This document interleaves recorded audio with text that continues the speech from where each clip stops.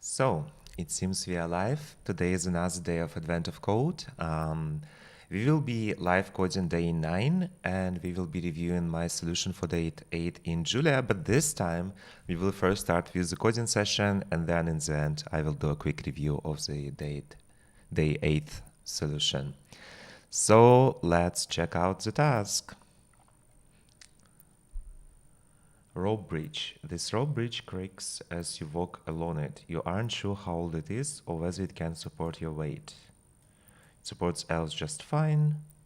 Spans the cord, shoots card out by massive river. You step carefully as you do the rope stretch and twist. You decide to distract yourself by modeling rope physics. Maybe you can even figure out where not to step. Consider a rope with a knot at each end. These knots mark the head and the tail of the rope. If the head moves far enough away from the tail is pulled towards the head. Let's quickly check what we get as an input. Okay, those are like directions of movement. Okay. Due to nebulous reasoning involving Planck lengths, whatever that is, unit, okay, I think irrelevant. You should be able to model the positions of the knots on a two-dimensional grid. Then, by following a hypothetical series of motions, your puzzle input, for the head, you can determine how the tail will move. Due to the aforementioned Planck lengths, the rope must be quite short. In fact, the head and tail always must be touching. They're diagonally adjacent and even overlapping both count as touching. So, okay. Head covers tail. If the head is even 2 steps directly up, down, left, or right from the tail must also move 1 step in that direction so it remains close enough. Okay. Head. Otherwise, if the head and tail aren't touching and aren't in the same row or column, the tail always moves 1 step diagonally to keep up, down, left, or right. It moves in that direction. If they aren't touching and aren't in the same row or column, the tail always moves 1 step diagonally. So, interesting. You just need to work out where the tail goes as the head follows a series of motions. Assume the head and the tail both start at the same position, overlapping. For example, so we get right 4, up 4, left 3, down 1, right, up 4 steps, and left 3 steps, and down 1 step, and so on. After each step, you'll need to update the position of the tail at the same step if the step means the head is no longer adjacent to the tail. Usually, these motions occur as follows, as mark the starting position as a reference point. Head covers tail at the starting position. So, right 4, 1, that covers S, then 1, 2, 3, 4, and it starts to go up, and the tail moves diagonally, then L3, diagonally 1, down 1, head, tail. It doesn't yet move, right?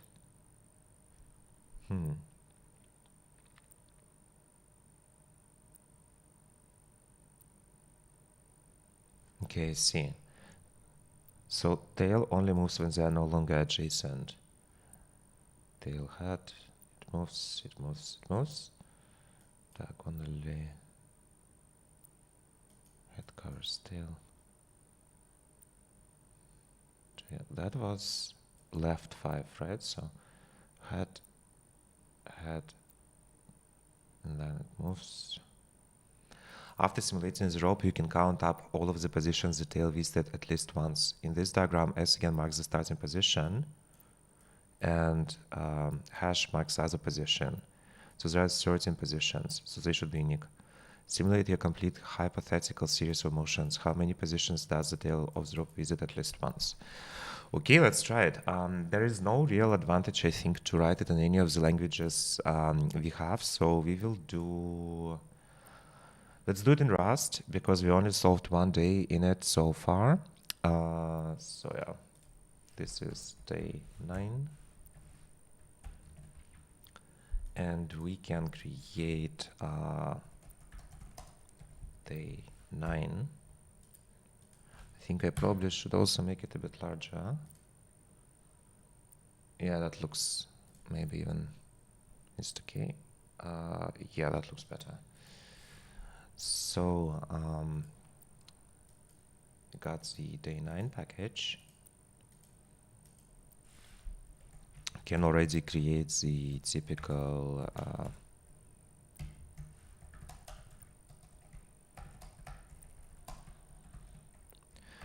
thing for tests. So we get test parsing, and then we for now do this. Let's go there into day 9. Can collapse it, we can collapse that, and we can do cargo run. And then we can do cargo test. Okay. Now we can start with reading our input. Do we also have a test input? Let's also copy it already. Yeah, we do. That's the test input. Let's also put it into a file, why not?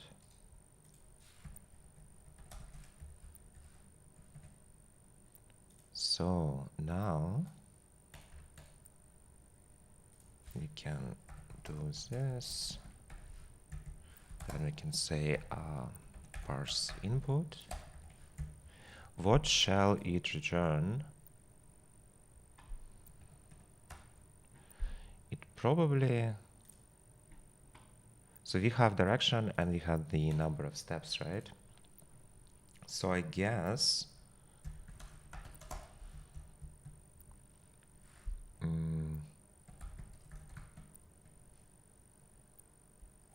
it will be like a vector of a tuple of let's make it proper. Direction will be left, right, top, down. Is it that? Left, right, up, down. So the vector of direction and u int something like that. And of course we will need to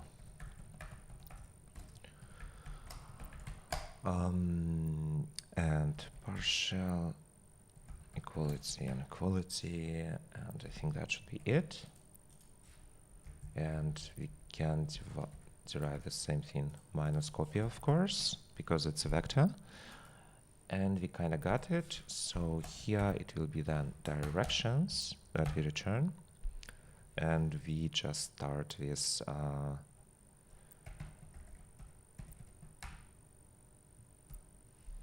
I doing everything right? Because I wonder why directions, oh yeah. Why it doesn't show the errors though?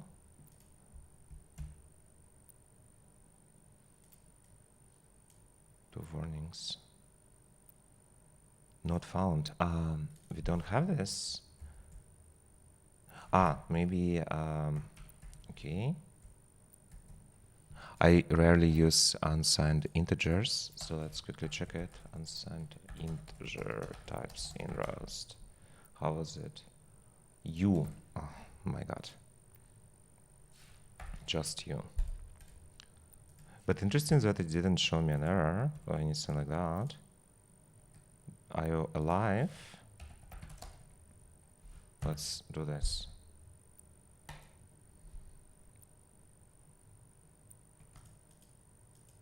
It seems really that Rust Analyzer doesn't like it. I wonder if it's because I have multiple projects here. I probably need to make like a really workspace. Okay, let's do it because otherwise it will be super annoying to work on it. And let's look up how to do it. Cargo workspace. So you just say workspace and then you add members.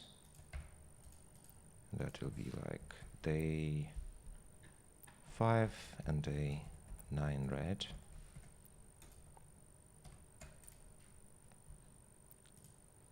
And I think that should fix it.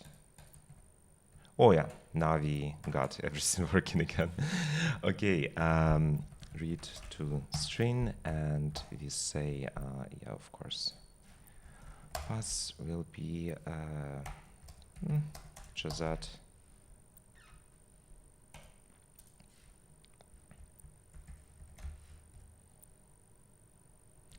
And we do unwrap, and then we can do trim end, and then we can do split. We're splitting it like that by lines, so that will be lines. And then we can create our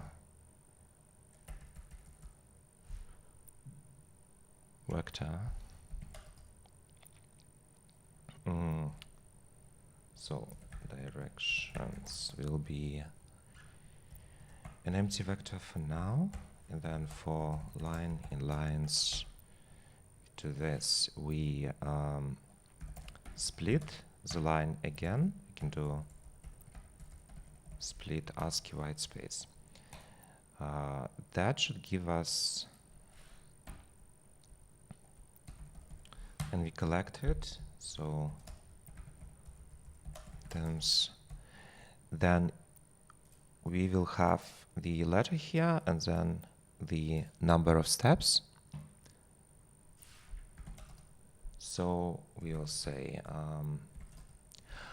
I wonder if I can already pattern match here, like doing something like this, like that should be direction and that should be steps. Will it work? Is it sensible? Let's try. Pass not a value. Oh yeah, I needed to provide the name of this. So it doesn't like this. Consider the given pattern a type, vector of something. Much. I was sure that there is some magical way to do it now with those substring sub-slice patterns. I think they should be already stabilized, and you can do stuff like that. So you can do x, y, that. So guide level explanation will be reference sub-slice. We take much. Can we do it like a lat? Reference sub-slice benzene.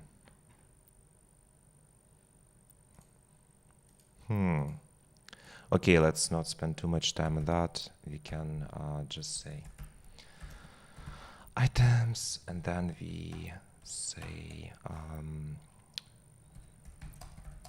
direction, and that will be, we can do it even like that. We say much items, and then they're always uppercase, right? So we will have left, that will be direction left, and then we have 4 of those, so that will be, and it probably will fail, right, and that will be U, so it's up, and this will be D, so it's down. It will probably be very upset now. Type must be known.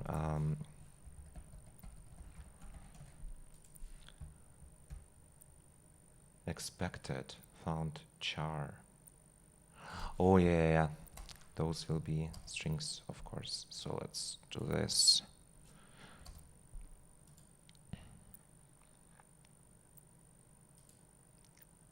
Will it work? Oh, no, no, no. Stop it. Man. Yes, here. Replace those. Good. Are you happy now? Oh man. Oh yeah, it doesn't understand yet the type of this thing. So let's first finish parsing it, right? So it will be items 1 is the steps, and that we need to do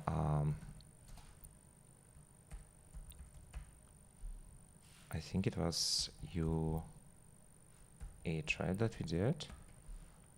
We cannot do parse like that, so we say parse, and we just do it like this, I guess. So we can finally say directions push, and that will be direction, and that will be steps. And in the end, we wrap it, we return it, and now it should compile, hopefully. No, not found in the scope. Parse integer rust, my string dot parse, oh my god.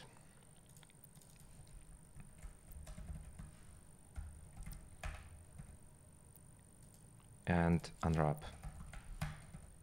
And now it should also complain about non-exhaustive pattern here, I would expect. Expected. Oh yeah. Cannot borrow as mutable. Sure. I don't understand why it doesn't show me errors even though I added it to workspace now. So it started to show me this stuff, but it still doesn't show errors. That's weird. Creates a temporary which is freed while still in use.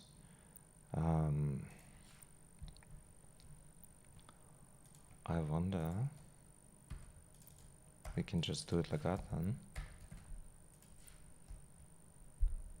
Pattern not covered. Yes, that's the error we expected. We will just panic. Incorrect input. And that's it for now. Okay. Now we can test the parsing thing. So we can start with parse input, and we can take the inputs day 9 test. Let test directions. How many should we get? 8. So test directions.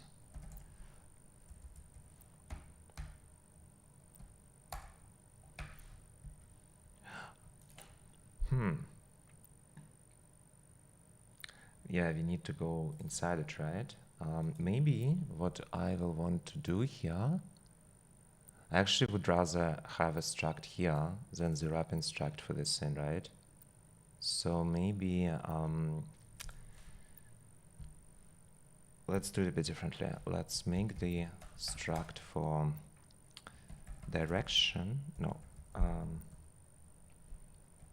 instruction, and that will contain 2 fields. It will have direction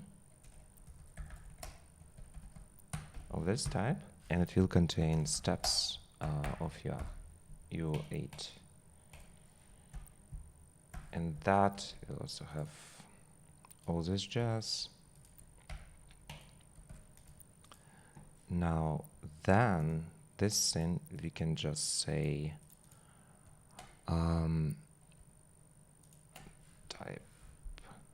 Can we do like new type thing, or do we even need to do a new type? Let's just not bother. Let's just do it like that, for now at least. Then this thing will be push, will be instruction, and it will have, so that was direction.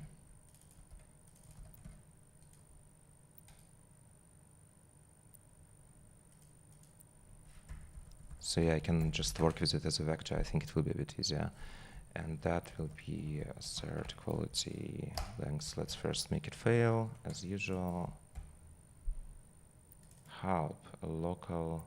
Oh yeah.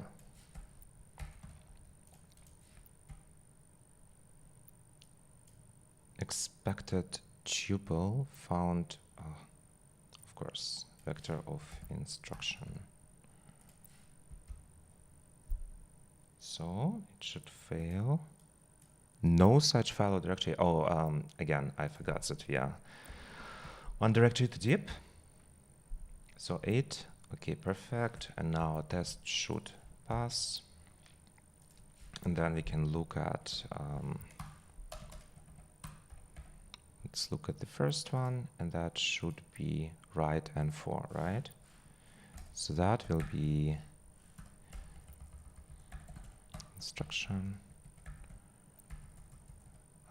steps 4, direction. Was it right? Right, exactly. Let's make it left so it also fails and yep, exactly.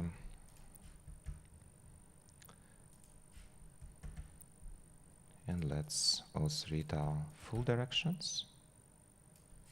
Actually, we probably should code instructions now.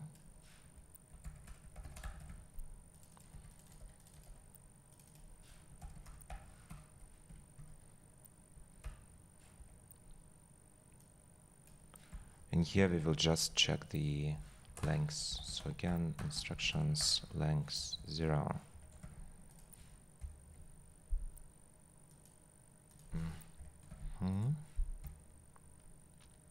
2000 exactly. Okay, now we can parse stuff. Let's try to implement the movement. So how do we model where the tail is? It will be just like a hash set, right, of positions. So hash,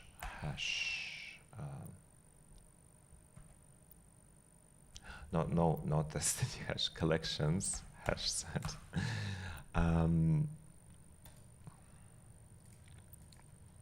We will need to start with the starting position. So let's do like execution that. Take instructions, which is just a vector of instruction. And we supposed to return like new size.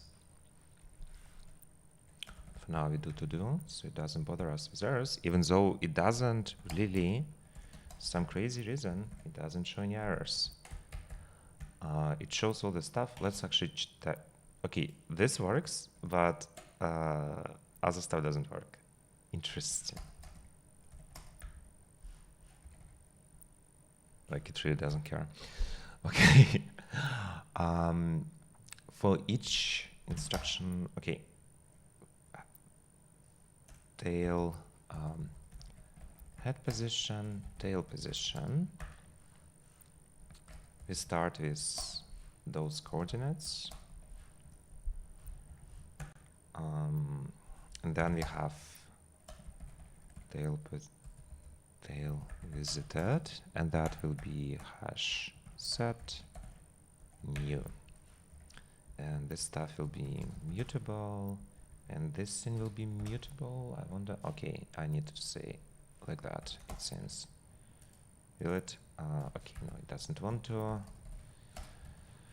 Let's do it like that then.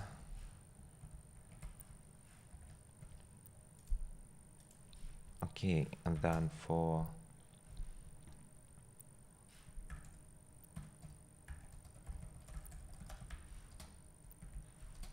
in instructions. So this is our main loop where we will update stuff. I guess we will need to really do each step separately. So inside that loop, we will do also subloop for like inner loop for each step. well, it will be like 0 to steps, right?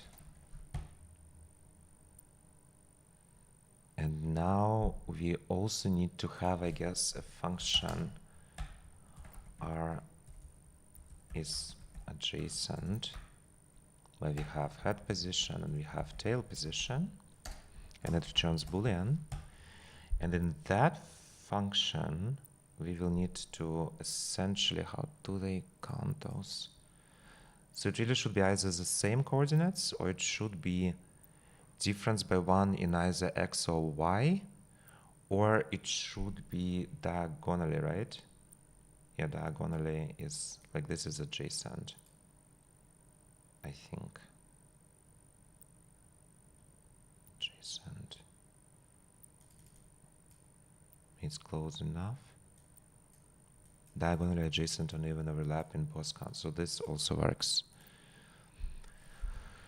Which means, so one case is they're equal, or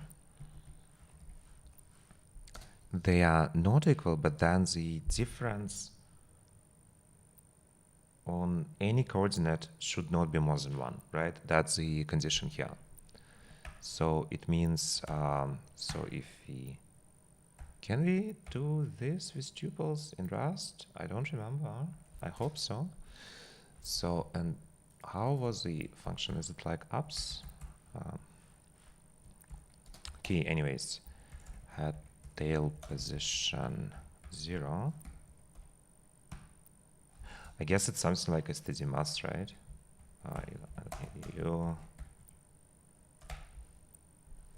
Okay, absolute value in Rust. Value dot ups. Okay, you don't need to import anything. It's just my broken Rust analyzer making everything funny for us. Let me try to reload it again, because maybe it will. Okay, it kind of works, but not quite, it seems. At least it doesn't find out. Should not be less or equal to 1, and same thing here. 1, 1, ups. Let's see, now it will be very annoyed about something. Tail visited. Type annotation needed for set. Is adjacent. Oh yeah, of course they need types. So those will be I'm not sure how many other. Let's make them I32 for now. I think we will probably not exhaust that. Let's give it a type so it doesn't bother us for now. So it will be hash set of tuples of those. Cannot index into a value. Oh, of course it's not this, it's this. We probably will need to also do point, but for now it's actually all right. Use head position 1. Okay, thank you very much. Would have been way more helpful if you showed me that via a type instead of showing it to me after I already typed all of that. Expected, oh yeah, and less or equal to 1. And let's also add some things here, because I'm not entirely sure about how operator precedence works in this case. Unclosed delimiter. Oh yeah, here is unclosed delimiter. Yeah, that doesn't exist. Okay, let's quickly write a test for the adjacent thing, because I'm not so sure about it. Test is adjacent. Adjacent.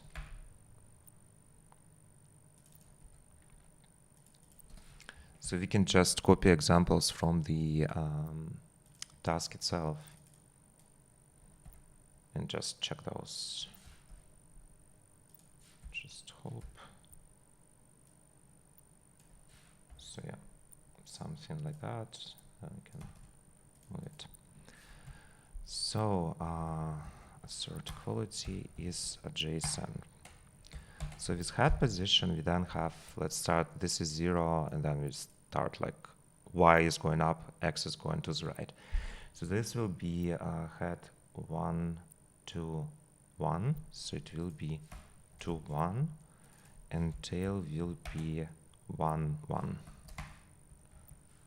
And that will be, let's make it false, and then see if it fails. Failed, it's true.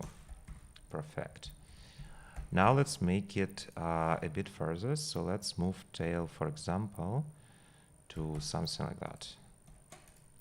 That should now also 2, 1. Oh, no. I moved it. I need to move it vertically more. So let's make it 1, 2, 3. That should create a gap. It should fail now. No. 2, 1, 1, 1, 2, 3.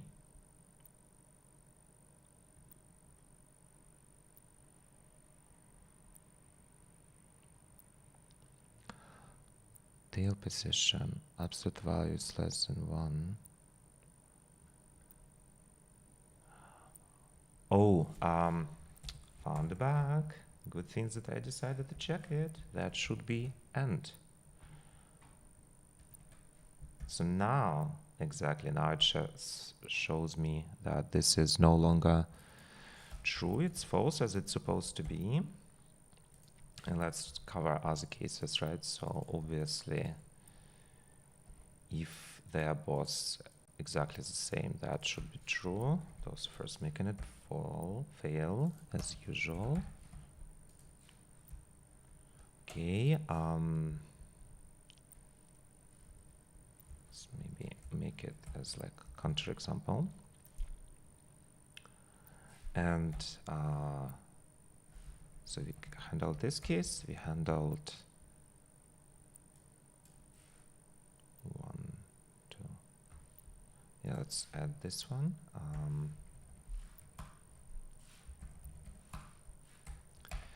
If you have head will be 1 and 1, 2, 3, 3, and tail will be 2, 1. And that should be true, but let's make it fail again.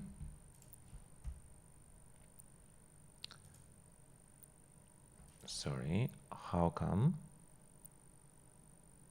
1, 1, 2, 2, of course. So that should now become true. And just on the same thing, let's make it into 1,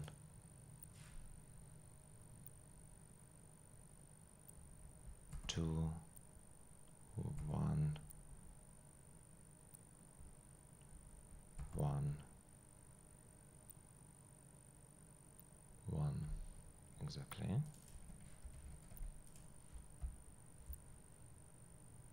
And that should be true. Okay, I think I'm sufficiently confident now that this thing works.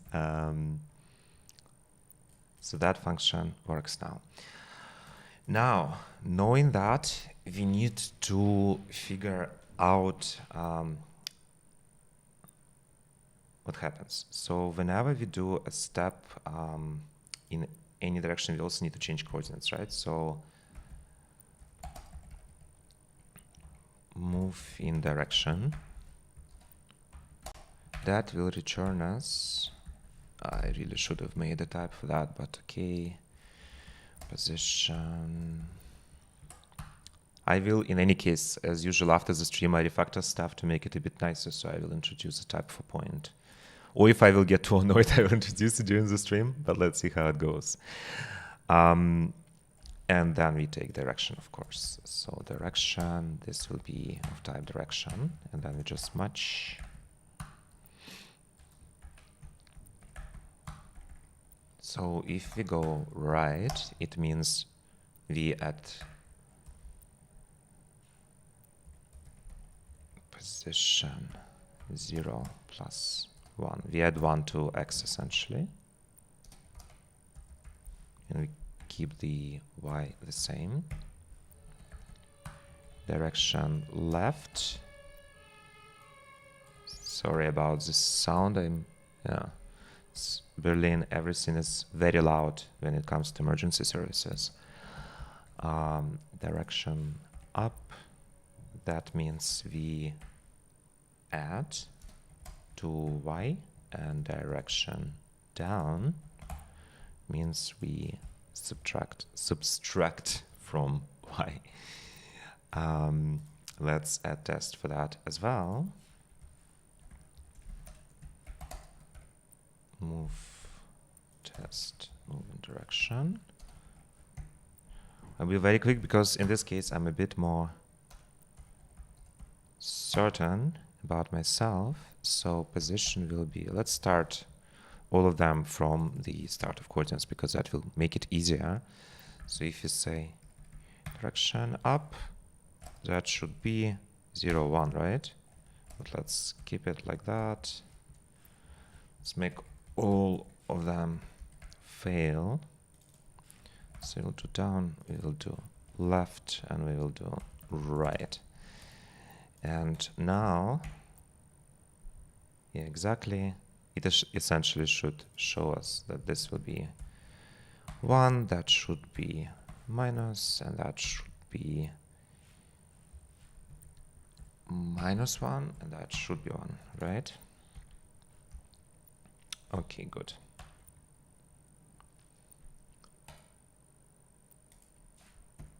So for each step, we now can execute it, right? We say head position will now be move in direction, previous head position, and the current direction. Direction doesn't change. Now, that's the hard part of the task. If no longer adjacent, that means that we will need to move tail, which means tail position. Now we need also to calculate where to move tail to, right?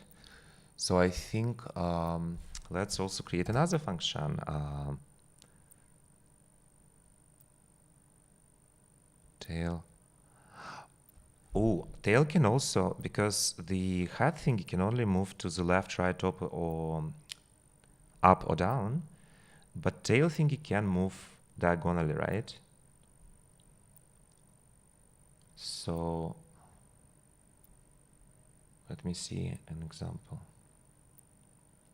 So yeah, here, for example, still adjacent, but then it kind of catches up. So it can also move to up, and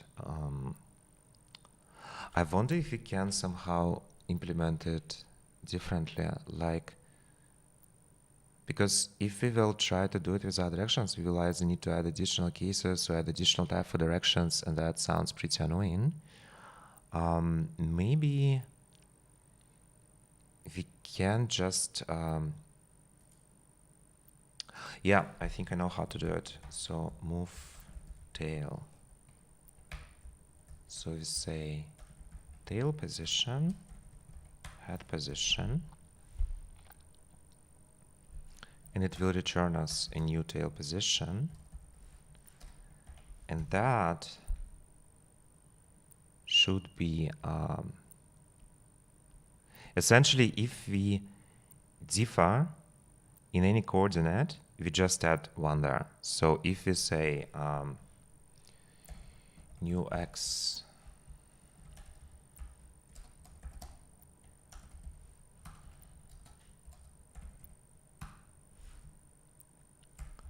it's easier to write it than explain it, I think.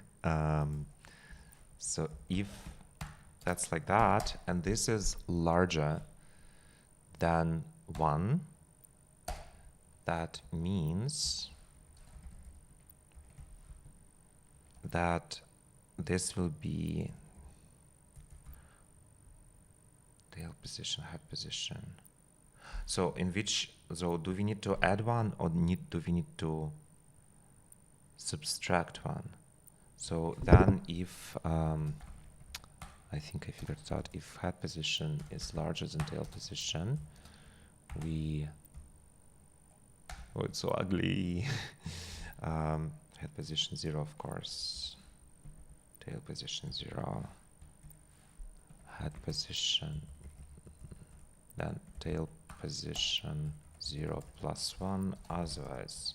That is kind of finding the direction.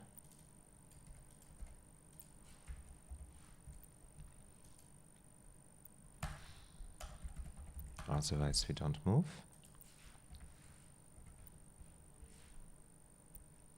Oh, and it's already unhappy. I don't remember, are those, I think in Rust it's allowed. Expected, okay, it's just unhappy about this. It's fine. And then we can do new y, which will be same, but now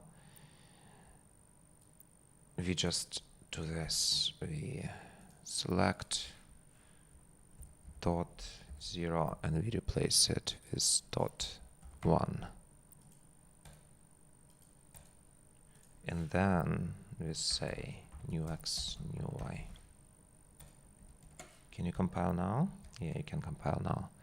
So let's also quickly check this one. And yeah, it may seem counterproductive to do so many tests when you write it, but I want in my Rust streams for Advent of Code demonstrate specifically test-driven development. So that's how you normally do that. Of course, some people say you need to write tests before you start actually implementing anything. I think it's a bit tough, especially in strongly typed language, because then you just don't have like types and everything is not compiling and it's annoying. But yeah, we need some examples though.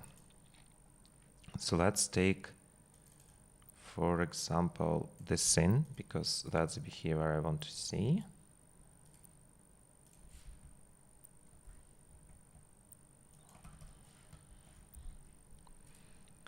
So we start with tail being in 0, 1, 2, 3, and 0, and head position will be 4 and 1.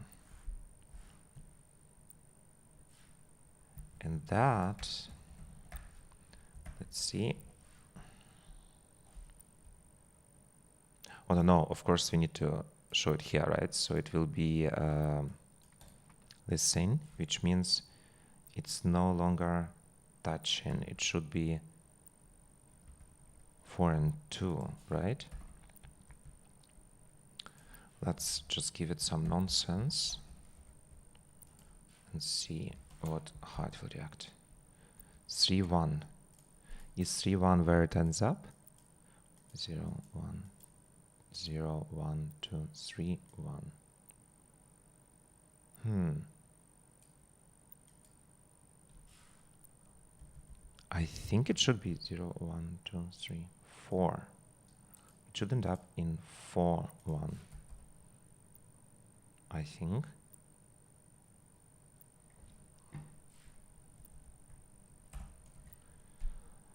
Because yeah, you update x to be 4 and you update this to be 1. So why doesn't it do it? Move tail position 1. Head position 1. New x, new y. That looks correct. It updates y, but it doesn't update x.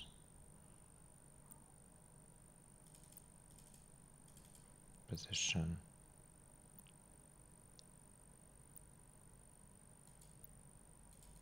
Somebody asks why Windows were macOS. I wanted to do more machine learning. I will probably do some streams about that as well, and I wanted to use NVIDIA GPUs. So that's why I built a macOS. I built a new computer, stop Windows and stop WSL2. I tried to use normal Linux on it, but that was not so fun. Plus, I still wanted to game, so yeah, that's why it's now Windows. Tail position. I'm so confused right now. So we are moving tail. We have tail at 3, 0, 1, 2, 3, 0, and this is actually confusing, right? So this is where it is. Oh, I think I misunderstood it. I think it ends up here because first, no, tail doesn't move at this situation, right? Okay, let me look at the task again because I'm a bit confused. Covers. CH. Here, those are better examples, yes. That's how we can really see what is happening there. So let's do this one better. So I'm sure at least what I'm doing. 1, 1, that is 2, 2. They are adjacent, but then this becomes 2, 1, 2, 3, 3. And that thing then moves to 2, 2. But let's make it like that. It says 1, 2 for some reason, but it really should be 2, 2. It's... Oh, I understand. Oh man, okay, that's a bit more complex than I thought, because it means like the difference in x coordinate is 1. The difference in y coordinate is 2. So using my logic, it only updates y. But in this case, we also need to update x, which means I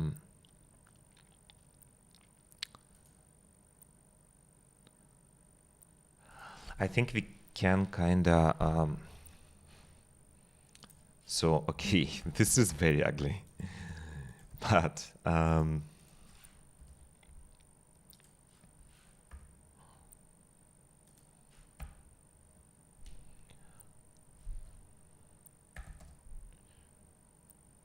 if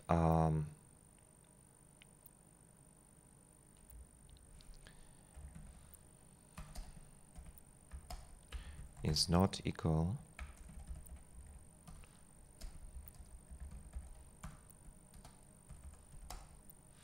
and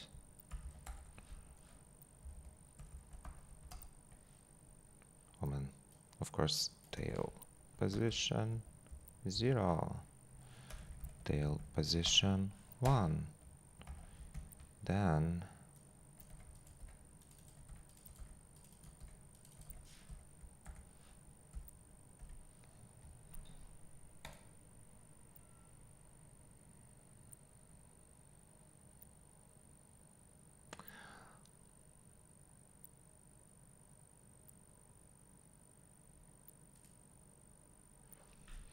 okay.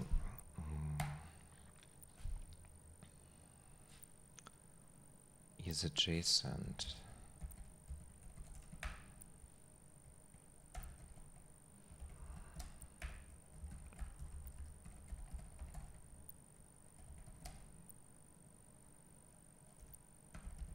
This is so hacky. I really don't like it, but I think maybe that's what we need to do. Then we return possible new x and tail position like that.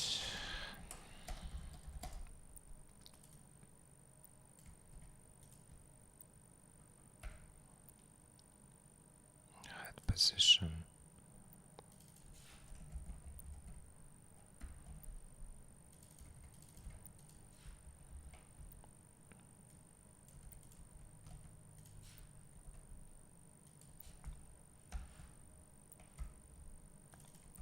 Possible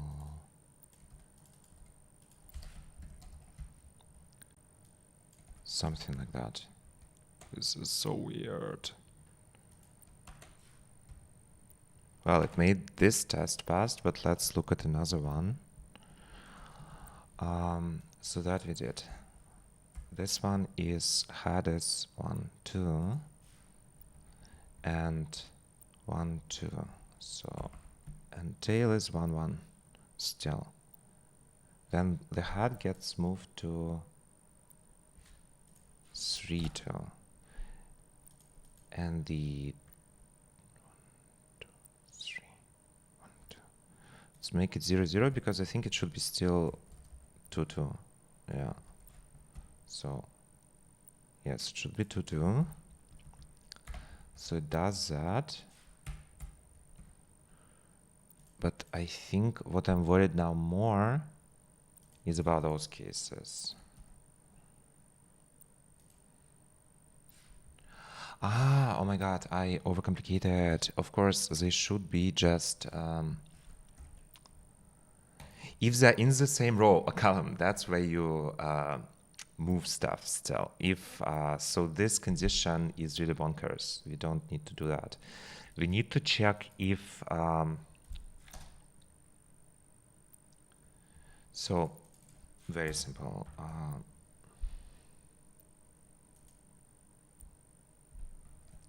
Oh no. Okay, let's try to do those examples. We have tests, they probably will fail, and then we can make them not fail. So tail is 1, 1. Head is 1, 2, 3, 4. Oh, 3. Sorry, 3, 1. And tail ends up in 1, 2, 1. So that should fail. Actually, it works so far. Maybe I don't need to fix it. Maybe it is actually correct. Tail 1, 2, 3, 4. Oh, 1, 2, 3. And 1, 3, right? And head is 1, 1. And tail ends up in 1, 2, right? So it should fail. Say, it does seem to work. Our crazy logic does work. Okay, then we probably can try to solve the first part already, finally. So if it's not adjacent, then we get a new tail position with move tail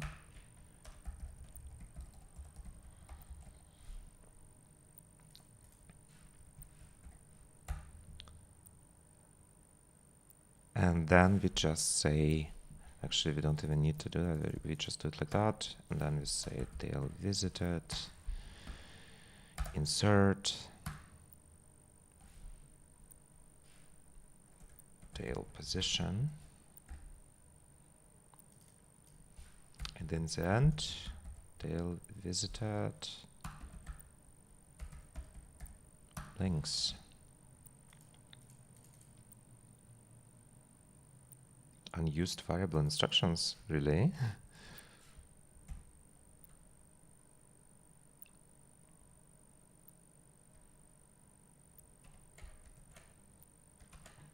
Okay, let's check it. Part test, part 1.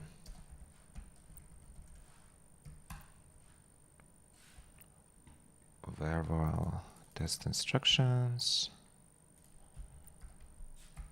So we say part 1 test instructions, and the first incorrect answer, let's see. Oh yeah, of course, attribute 3, it says. So we did mess up somewhere. It cannot be 3, right? It should be like 13 positions. The tail visited at least once.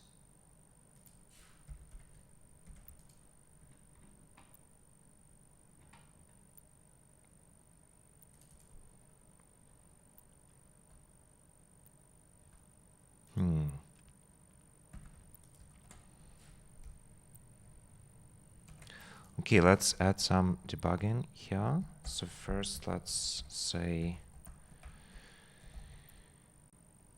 direction and steps. Let's do it like this. For each step, we say head position. And here we can say tail position, right? So we should be able to notice if we, oh yeah, of course, no capture. Oh, that will be a fun, oh man, that will be a fun read. So we start with write 4, which it seems to be correct. Let's see.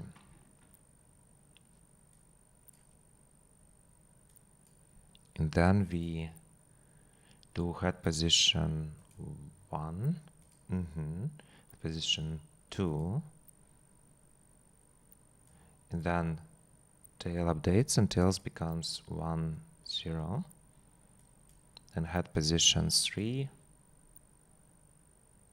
1, 2, 3, 4, position 3, tail position 1, hand position. Oh, is that so? When head is in 3, 1, 2, 3, tail position still stays at 1, and if head position 4, tail still stays at 1. So we found our bug. Okay, but that means that this function still is not good. We found the test case that breaks it, right? It means, so if our tail in position 1, 0, and this is in position 3, 0, what will it tell us? 0, 0. Let's for now comment this out so it doesn't do it. Says 2, 0. Eh? So it does update it correctly, right? Because when we were 3, it becomes 2, 0. So that's the state we end up. And why didn't we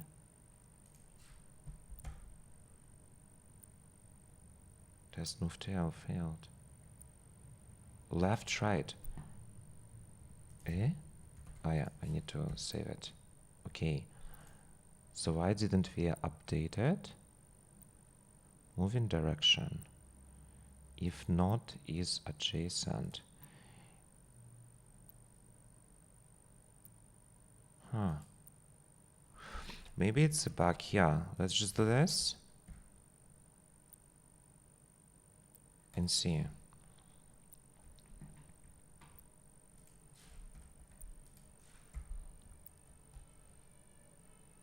Still 3.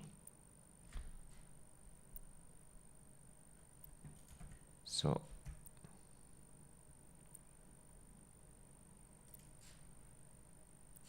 oh man.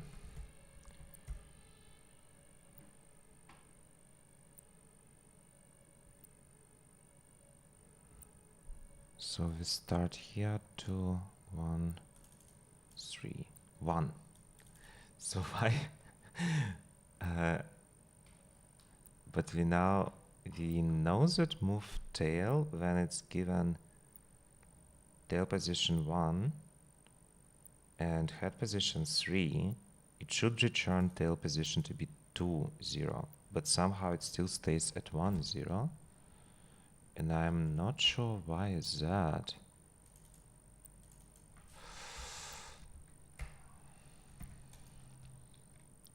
Maybe because of this.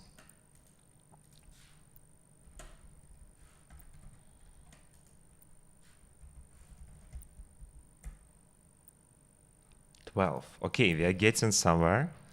We still have a little bug here, it seems, but At least we are starting to see some progress. So let's try again. So we do 3 0 2 1 4 0 3 1, and then we get the next step. So that step is now up 4. We are in position 0 1 2 3. So 3 0 3 0 4. Exactly. We do 4 steps up. Head position goes 1. Head position goes 2. Tail updates now to 4 1, which is this state, which is correct. Then head continues to move up, so we go 4 3 4 2 4 4 4 3. Okay. Then we get to left 3. So head position now is 3 4. Tail doesn't move. Head position 2 4. And now tail moves to 3 4. 3 1 2 3 1 2 3 4. Exactly, and then continues to move left. So 1 4 2 4. And that's where we go down. So far everything matches. So it goes to 3 1 1 3, I mean. And nothing changes for the tail. And then we go right 4. That means head goes to 2 3. Head goes to 3 3. It's still touching. Head goes to 4 3. So now we in this situation. 1 2 3 4. Exactly. And now tail needs to move to. It moves to 3 3. 1 2 3 1 2 3. Exactly. Then we go to 5 3. That moves to 4 3. Exactly. Then we go down 1. 5 2. Tail doesn't move. Then we go left 5. Goes. So we go 4 2. 3 2. I think I found our problem. I think this is classic.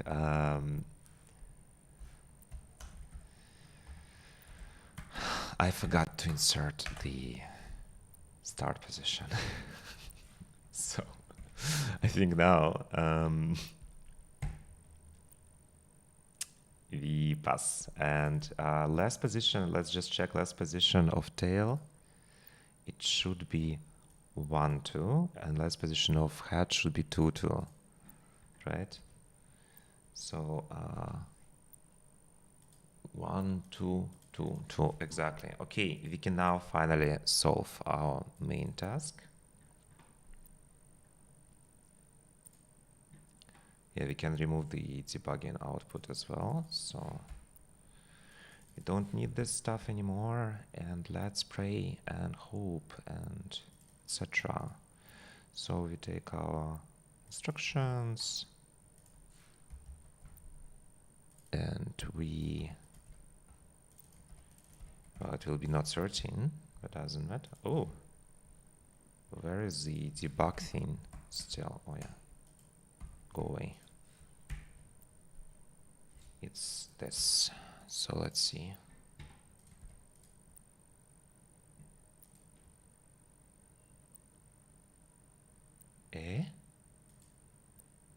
What? I accidentally double-clicked. Okay, we solved it. Answer was 6026. So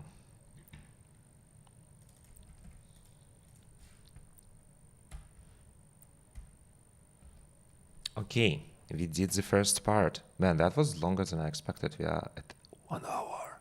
Oh my god. A rope snaps. Suddenly the river is getting a lot closer than you remember.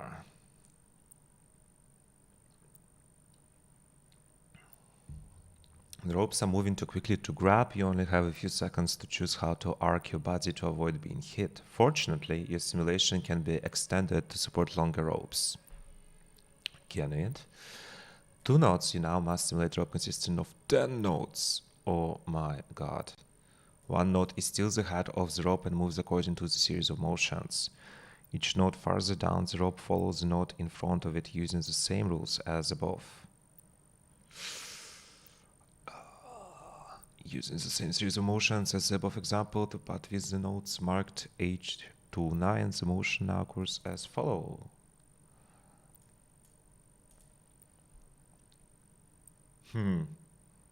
Oh, that is much fun.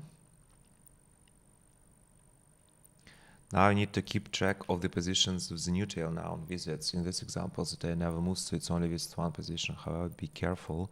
What types of motion are possible there before, so you might want to visually compare your simulated drop to the one above.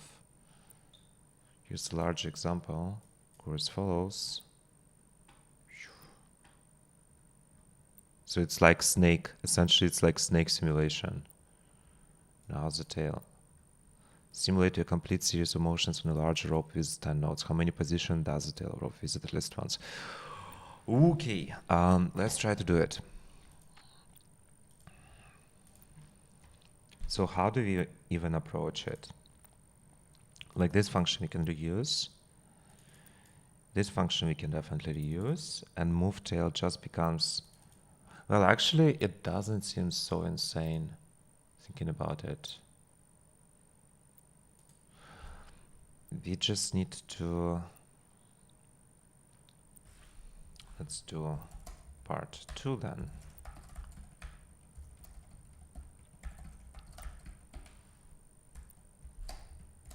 Still the same thing, right? But now, so we start with positions, and that will be a vector of 10 of those, right? Let's make to do. Let's check that stuff compiles. Yeah, let's get rid of some of those warnings. Remove this mode, which means,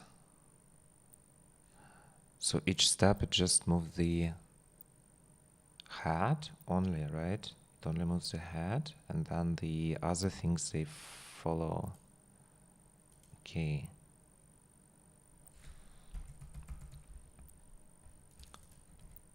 That's still the same. That's still the same. Now we can take the loop, and in this case, direction, steps, instructions. So for each step, we also now need to do it for each of the tails, right? So head position.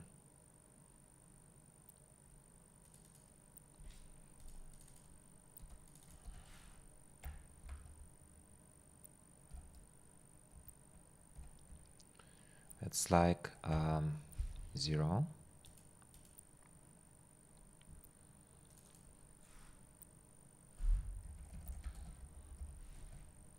Can I even do that, by the way? Let's just do it like that and try to compile and see. Oh.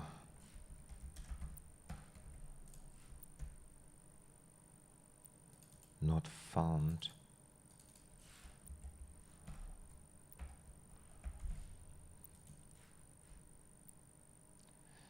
Will it like positions?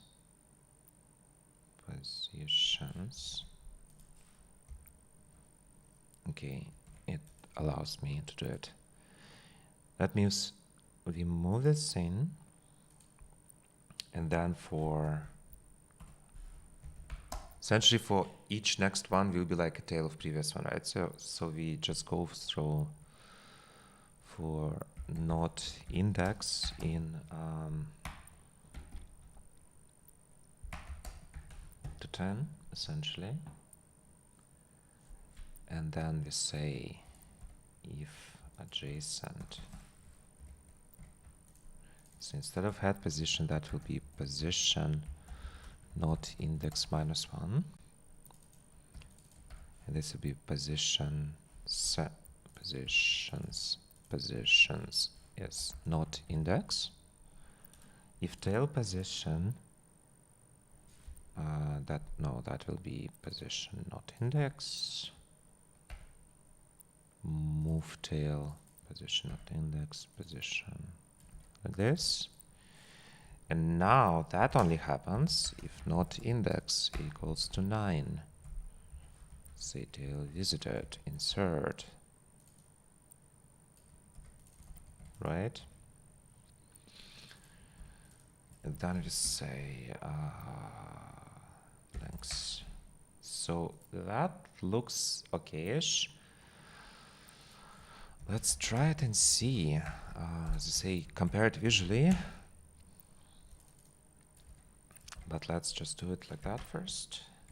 It shouldn't be 13 now. It should be 1, right? Man, I always forget to do that. Yes, it's 1. So that at least we pass. Let's see for the large example. Let's just copy it. Oh my god. Here's the larger example.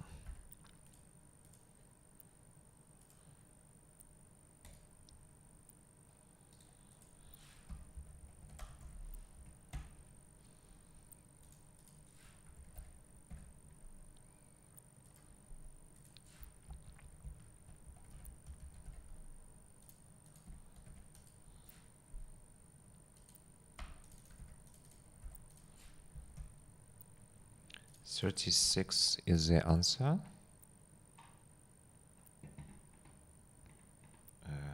Visit 36 positions. Okay.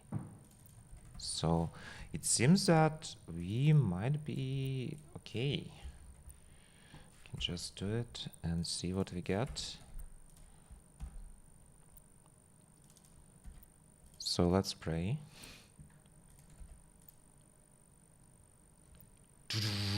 Okay, we did it. We solved the thing. I'm quite happy. Let's just make sure that all our tests now pass. We don't have any warnings. Okay, that was the second part was easier than I first feared. Let's also make it outputs the thing so we are consistent in our tasks. So I just take this. In here, we just edit. Instead, we say instructions.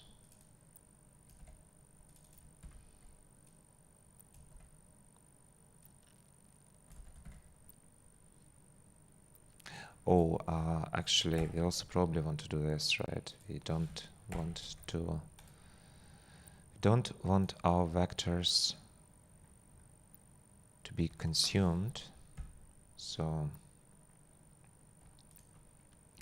yeah, sure. It's also a reference. This is also a reference now. And you are a reference. And you are a reference. Du and du. And we can keep you like that.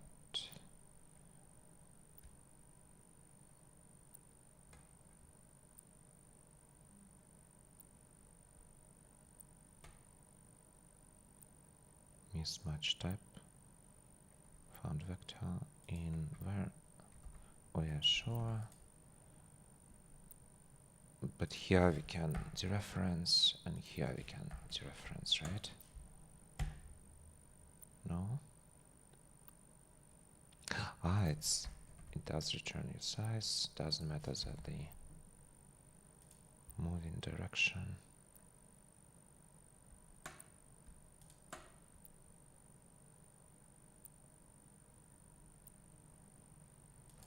instructions.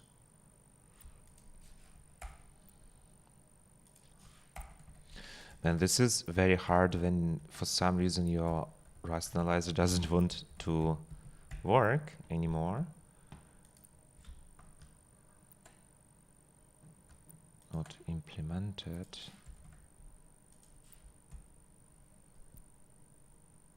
Instructions, links. Yeah, that we don't need. Okay, we fixed it. Can we now run it? Okay, good. So we solved day 9. We have nice output. It runs fast. Everything's good. Now, quick review of day 8. That day I solved in Julia. I'm not like super satisfied with my solution, but let's quickly look at it. It works. I guess that's the main thing. I just wish I found a way to write it a bit shorter. So here you get a map of heights, and you, in the first part of a task, you need to find how many of the cells are visible. We call it trees here. So we have like here a tree with height 3, here a tree with height 0, etc.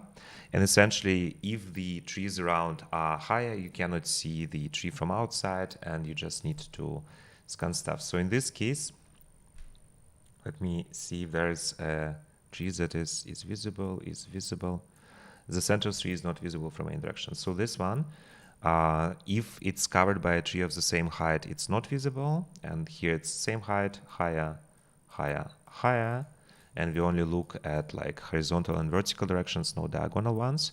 So in this case, this tree is not visible. But for example, this tree, I think, also not visible. But this tree 6 is visible because it's on the border. This tree is visible because it's this tree is not as tall, tree 2. And you just need to essentially count them. So how do I solve it? Well, I first, of course, we parse input. I this time decided to use pipe. It's a nice library that allows you to do partial application in Julia. So we can now do stuff like that, where we use underscore to show that this is a parameter of the functions that we skip. Essentially, it creates a lambda that accepts it, and we can pipe into it. So kind of fixes a deficiency of built-in pipe that doesn't allow you to do stuff like that. And of course, we also can do pipe with broadcast, that is native Julia, and we can do just broadcast. So parsing of the input that looks like that, which is just like a grid of numbers, is super straightforward. In Julia, we can do it quite easily. Then I implemented a function that does visibility check for each cell from left to right. It returns a bit matrix, so like true and false on a grid. And the code here is pretty simple. We go from, for each row, we go for each column, and then we maintain the highest trees that we saw so far.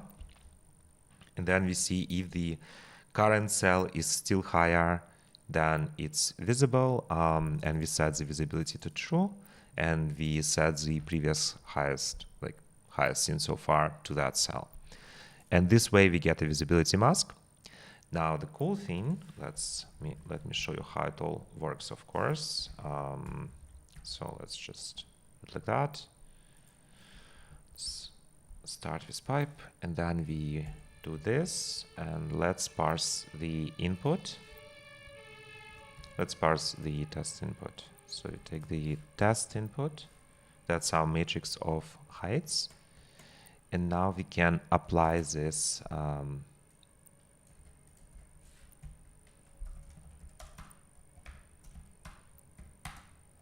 test input. And you can see we kind of just go like that, and we set those bit matrices.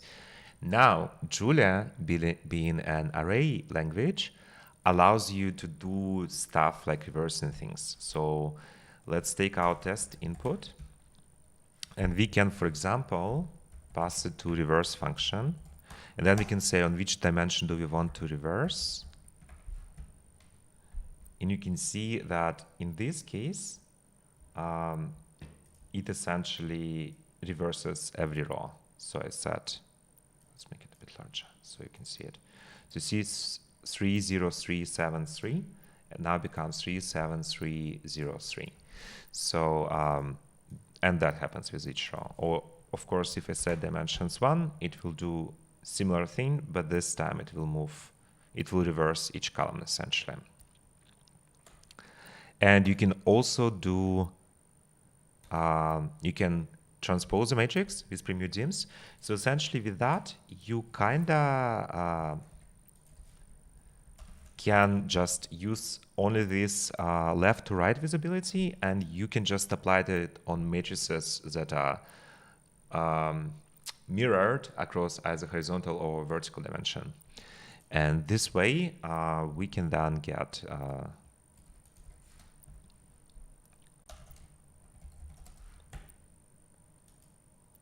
used as, pipe. So here we got the visibility from right to left now, and we can do the same from top to bottom and from bottom to top. And then we just find visible trees by, let's call it R2L mask. And let's call this, we have already L2R mask. If we apply this operation, it's just element-wise logical OR, essentially. So this way, we get all the visible trees. And then we just sum, we get the number of ones, essentially. And that is part 1. So if you do that, and we say, get visibility mask is undefined. Let's define. We get 21, which is the expected output. And of course, we can then parse the real input. Oh man, I'm in subdirectory, right? So I need to do this, I guess. And we can then execute it. And you can see that we solved the first part. Now the second part, instead of looking from the outside to the trees and counting how many you see, you look from each tree how many trees you can see. So for example, from this tree, you can see this one, you can see this one, you can see both of those, and you can see this and this one. And that you do for each tree, and you multiply the number of trees you can see in each direction, and that gives you a scenic U score, and the question is, what is the highest scenic score possible for any tree? So in this case, I thought if I will do all those matrix rotations for each element in my array, it can be very, very slow. So instead, I just implemented it, very basic imperative solution, really. I have this max score, and then I just go for each tree, for each row index, for each column index, essentially. I get left score by going to the left from the current tree until I find something that is higher or same height, and then a break. I go to the right, find right score, go to the top, find top score, and to the bottom score. Then just multiply all of them, and I have a variable for max score that I update if the current score is larger than the previous max score, and return the max score. So like super basic solution, and that works and solves the task, and it's quite fast. So it's not like we have any issues performance-wise. We can do time macro, and you can see that it's very, very fast still. So yeah, why I'm not super satisfied? Because essentially I kind of have part 1 and part 2 completely independent. They don't really share anything, and that I don't like. I think there probably is some nicer way to do it, but I didn't find it. And after all, both solutions for part 1 and part 2 look okay to me. So that was it. Anyways, I guess that ends the stream. We are almost at day 10. I will probably do another stream in a couple of days, as usual. Thank you for watching. Don't forget to like and subscribe, and I see you all soon. Bye-bye.